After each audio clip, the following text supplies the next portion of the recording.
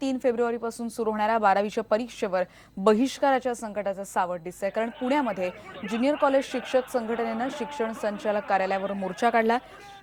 मार्च 2013 मध्ये मागण्या पूर्ण करण्याचं आश्वासन सरकारनं दिलं होतं, पण ते अजूनही पूर्ण झालेलं नाही। त्यामुळे शिक्षक संतापलेले आहेत।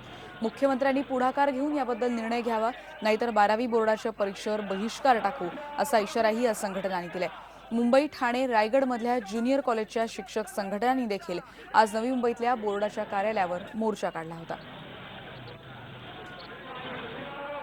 जर या ठिकाणी मान्य मागण्यांचे आदेश शासनाने 8 दिवसात काढले नाहीत तर 3 फेब्रुवारीपासून सुरू होणाऱ्या या ठिकाणी 12वीच्या परीक्षेवर या ठिकाणी बहिष्कार टाकला जाईल। राज्यभर एकही शिक्षक या परीक्षेचं कुठलंही काम करणार नाही, प्रात्यक्षिक परीक्षा घेणार नाही, तोंडी परीक्षा घेणार नाही, लेखी परीक्षा घेणार नाही आणि उत्तरपत्रिका तपासणी सुद्धा करणार नाही।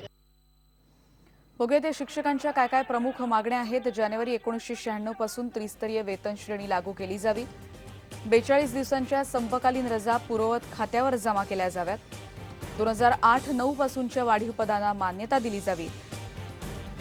कायम विनाअनुदानित तत्व रद्द केलं जावं। विज्ञानाच्या प्रॅक्टिकलसाठी बाहेरून परीक्षक नेमले जावेत।